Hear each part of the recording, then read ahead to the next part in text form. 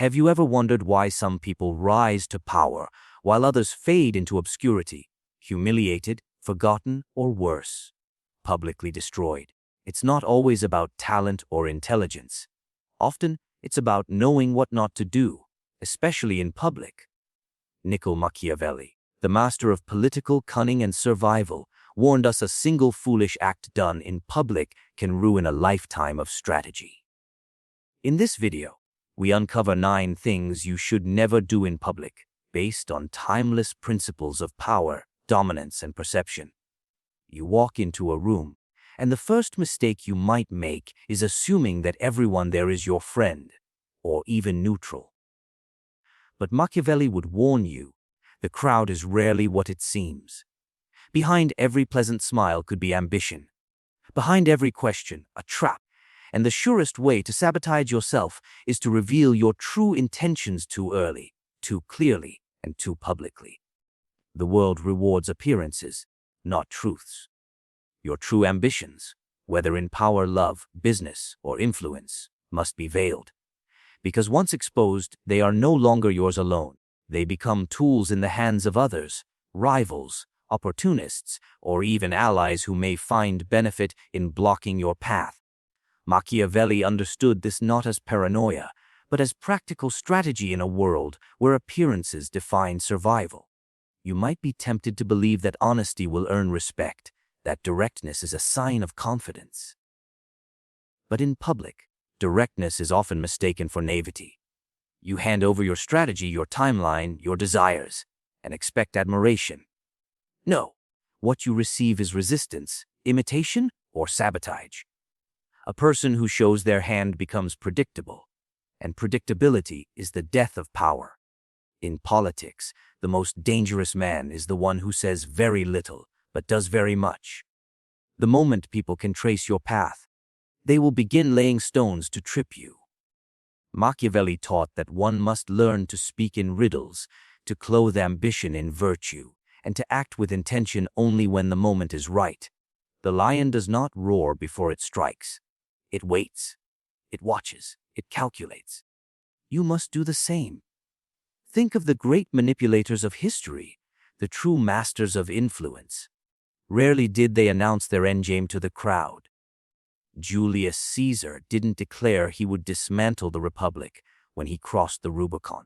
Napoleon didn't reveal his imperial dreams in his first speech. And every great CEO or political leader today knows that their intentions must be layered, delayed, disguised. You, too, must master this. Whether in a meeting, a public appearance, a family gathering, or a digital platform, refrain from broadcasting your full ambition. Let your words be like smoke, visible, intriguing, but never fully grasped. If someone asks you your plans, give them a version of the truth that leads them nowhere. Offer politeness, offer vagueness, offer diversion, but never offer your real destination. Machiavelli would say that men judge more by the eye than by the hand. That means people believe what they see and hear far more than what is real. So you must construct a performance. Let your public face be a mask, noble, calm, agreeable. Behind it, keep your calculations sharp, your strategy cold, your vision hidden. Because the more invisible your moves are, the harder they are to stop. There is also power in unpredictability. When people cannot guess what you're doing, they grow cautious. They hesitate. They wait for a move that never comes. And in that hesitation, you gain time. You gain control. You force them to react to illusions, not actions. You hold the frame. Consider how easily a single public declaration can ruin months of preparation. A plan spoken aloud becomes vulnerable to critique. It invites opposition. It draws fire. But a plan kept in shadow grows stronger, gains momentum, matures silently. Let others rush to be seen, to be heard, to be praised. You remain the architect behind the curtain. This does not mean you must lie outright, though sometimes that too is necessary. It means you must control your truth. Reveal only what is beneficial, only what serves a greater purpose. Speak as though you are headed in one direction, while quietly moving in another. Let people misunderstand you in ways that benefit you. Confusion, when wielded with intelligence, is a powerful cloak. Even among friends, caution is wise. Today's ally can become tomorrow's rival. If your ambitions grow too large, even your supporters may begin to feel threatened. The more they know about your desires, the easier it becomes for them to block your rise. Envy is born from clarity, ambiguity protects. Machiavelli understood that power is not always taken by force. It is often surrendered by those who speak too freely. You must remember this. In every room, on every stage, during every conversation, ask yourself, what does this person need to know? And more importantly, what must I never let them see? Guard your intentions like treasure. In public, speak with grace but reveal nothing. Move with purpose but explain nothing. Let your actions surprise them. Let your victories seem sudden. Because when they finally see your rise, it will be too late to stop you. They will call it luck. They will call it fate. But you will know it was strategy. Quiet, hidden, deliberate. Just as Machiavelli would have warned. In the unforgiving arena of public life, strength is currency, and perception is everything. The world does not treat weakness with kindness. It exploits it. When you show weakness in public, you are not inviting sympathy. You are declaring open season on yourself. This is one of the most dangerous illusions of modern thinking. That vulnerability shown in front of the crowd will somehow earn you favor or mercy. Machiavelli would scoff at such naivety. You must understand something crucial. When people observe you in public, they are not looking for your tears. They are scanning for your cracks. They are assessing you, measuring your posture, your tone, your self-belief. And in that moment, even a flicker of doubt on your face, a stumble in your voice, or an apology too many, can fracture the illusion of strength you worked so hard to build. Once that illusion breaks, it is almost impossible to restore. Machiavelli believed that it is better to be feared than loved if you cannot be both. Why? Because fear holds. Respect holds. Power holds. Love is fickle. Sympathy is short-lived. Public emotion, especially when directed at weakness, is not loyalty. It is spectacle. They will feel for you today and laugh at you tomorrow. You are not a human to the public. You are a figure, a symbol, a mask. And the moment you remove that mask to cry, you become disposable.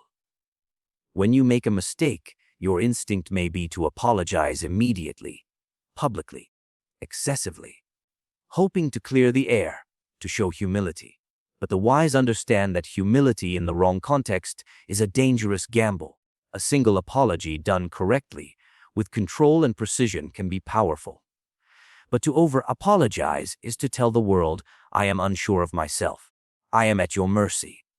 And Machiavelli would warn you, mercy is not the public's natural instinct. Confidence, even in error, is more respected than self-flagellation. If you trip, stand up swiftly. If you're challenged, respond calmly. If you're accused, speak with clarity, not desperation. The moment you begin to grovel, you are no longer a player. You are a pawn, and pawns are sacrificed early. Look to history, and you will see this truth repeated over and over. Leaders who begged for approval lost it. Kings who apologized too often were overthrown. Public figures who opened their wounds to the crowd were eaten alive. The Machiavellian mind does not view these as sad stories. It views them as lessons. Even in your personal life, this principle holds. In relationships, in social groups, in business, you are always being evaluated. If you apologize every time you speak, if you downplay your worth, if you shrink in public spaces, you invite others to treat you as less. And they will. Because humans mirror what they are shown. Show them fear, and they will dominate. Show them weakness, and they will critique. Show them hesitation, and they will question your competence. Strength is not the absence of mistakes. It is the posture you maintain after them. You may feel shaken inside, but outwardly, you must remain unmoved. Do not let your critics see you unravel. Do not let your enemies watch you bleed. Machiavelli taught that rulers must act with decisiveness, even when uncertain, because confidence, real or feigned, is the foundation of power. And what of guilt? What if you've truly done wrong? Even then, caution is required. A public apology should never be for the sake of emotion. It should be strategic, delivered not to appease, but to recalibrate perception. You apologize when it strengthens your position, not when it merely releases your guilt. Guilt is a private matter. Power is a public one. Understand also the theater of public shame. In the modern world, people are often dragged into public trials. Online, in the press, at gatherings. And when you participate in your own destruction, by over-apologizing, weeping, or surrendering, you not only speed up your fall, you legitimize it. You confirm every accusation simply by crumbling under it. Machiavelli would advise, if you must answer the public, do so with calculated detachment. Never let them see the wound. Respond as if the accusations are beneath you, as if your time is too valuable, as if your path is untouched. Even when flames rise around you, stand still, because the man who stands still while others panic appears the strongest. Even if he's burning inside. People follow strength, even flawed strength. They follow certainty. They follow the illusion of control. So, never abandon it. Never hand it away.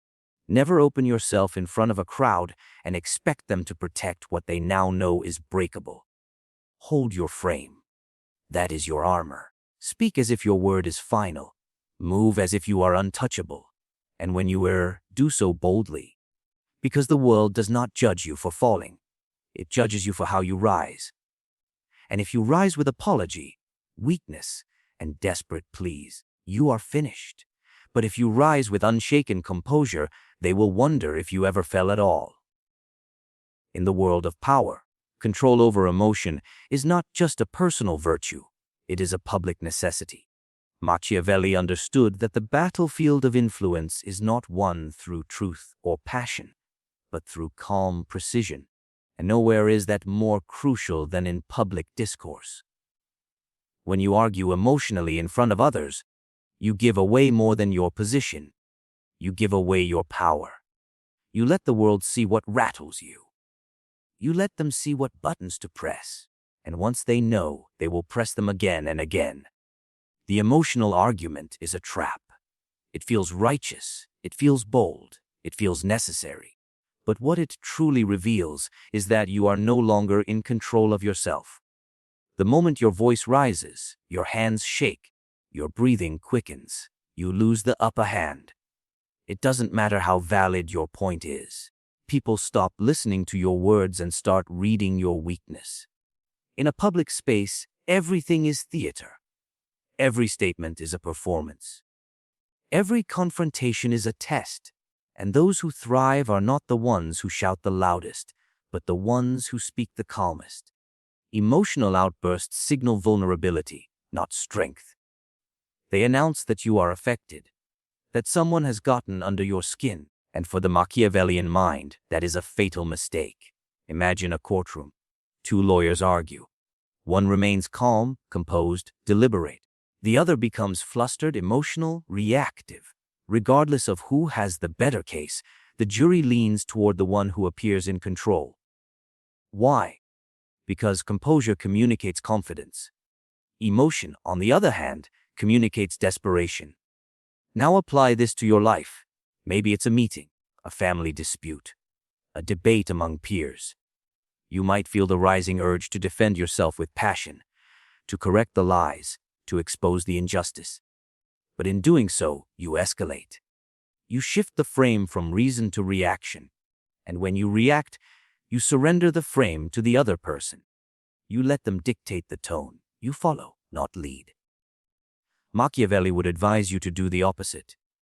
To let your opponent burn with emotion, while you remain a still flame. Because the man who loses his temper in public loses the respect of the crowd. Even if he is right, emotional outbursts give the enemy material. They give them something to mock, to twist, to use against you. But Stoicism, it denies them ammunition. It leaves them punching at shadows. Remember this: the crowd rarely remembers the details of a debate. They remember the energy. Who looked strong? Who looked shaken? Who looked certain? You may have truth on your side, but if your voice cracks, if your face flushes, if your words come out in a frenzy, they will see a man unraveling, not persuading. This is why public speakers, leaders, and rulers of all kinds are trained not in what to say, but in how to say it. Composure is power. A calm voice carries more authority than 1,000 emotional speeches. And Machiavelli knew that the moment a leader gives in to feeling, especially in front of others, he gives away the illusion of invincibility. Because in public, the perception of control is more powerful than control itself. You must never forget that. A composed man can bluff an army. A composed man can silence a room with a whisper. But a man shouting in frustration invites laughter, not loyalty. And yet, the temptation to argue emotionally is strong, especially when you are attacked unjustly, lied about, or misunderstood. But that is the test. That is the moment where most men fail. They let the insult hit too deeply. They take the bait. They throw decorum aside in the name of honesty or passion. And in doing so, they hand over their power to those who need only stay silent and smirk. Machiavelli taught that enemies often provoke not to win the argument, but to make you lose yours. And that is the art of control: to refuse the invitation to react, to remain a mystery even in the midst of attack. Let others speculate about your inner thoughts. Let them wonder if they've affected you. But never show them. Instead, when challenged publicly, speak slowly. Pause often. Let silence fill the gaps between your words. Nothing unsettles an opponent like composure. While they scream, you calculate. While they emote, you remain the architect. You are not there to be right. You are there to be remembered as unshakable. And when the storm passes, and they are left red-faced and exhausted, you will stand exactly as you were. Calm, focused, dignified, and the crowd, whether they realize it or not, will shift in your favor. Because humans are drawn not to the emotional, but to the dominant. Not to chaos, but to control. So the next time you're tempted to raise your voice in defense, to let your emotions speak for you in front of others, remember this: the world is watching not what you say, but how you hold yourself while saying it. Your ability to control the public moment defines whether you are a ruler of perception or a slave to it. In the grand chessboard of power, there is one rule that separates the ambitious from the reckless: never challenge authority in public, unless you are fully prepared to remove it. Machiavelli, with his razor-sharp grasp of politics and human nature, warned us repeatedly: if you strike at the king, you must kill him. Because if you challenge a superior without the means or will to defeat them, you don't simply fail, you sign your own political death sentence. Publicly questioning authority may feel noble. It may seem righteous. It may even earn you applause from the crowd for a moment. But the crowd does not protect you. They cheer today and abandon you tomorrow. When you stand against power without possessing a plan to replace it, you don't inspire change. You provoke retaliation. The system, the leader, the institution you challenge will not see you as a reformer. They will see you as a threat, and threats are eliminated. Machiavelli understood that all authority is built on perception. People obey because they believe others will obey. Once that illusion cracks, once someone stands up and says, "I don't recognize your power," it sends a ripple through the structure. Now imagine if that ripple is done publicly. Loud, visible, undeniable. You force the authority's hand. They must now make an example of you. If they do nothing, they appear weak. If they crush you, they reassert control. Either way, your fate is sealed. You see this throughout history. Revolutionaries who spoke too early, who acted without a full strategy, were swallowed by the very systems they tried to challenge. They underestimated the reach of the crown. They believed passion alone could dislodge control. But Machiavelli would scoff at such naivety. Passion is fire, yes, but without structure. It burns the fool holding the torch.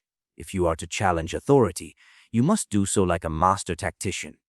Quietly, strategically, without warning. And most importantly, only when the time is right.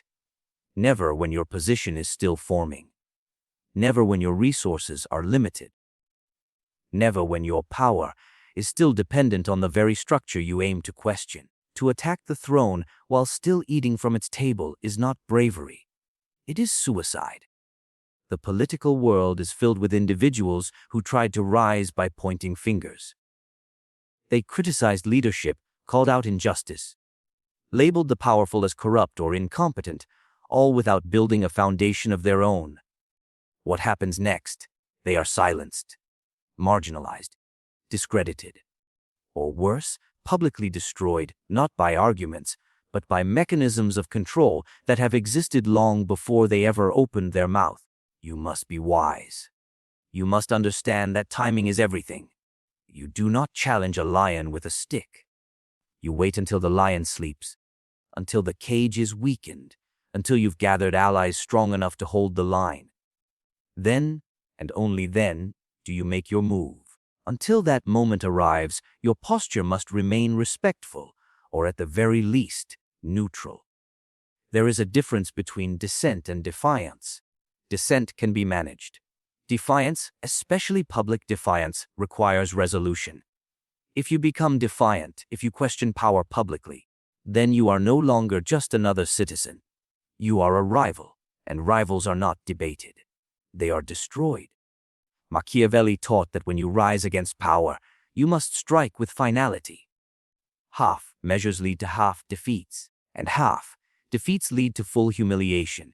If you are not prepared to take control, then remain in the shadows. Influence silently, gain favor, build networks. Control from the inside until the day arrives when your move will not be questioned. It will be accepted. You may believe that by speaking truth to power in public, you are changing the system.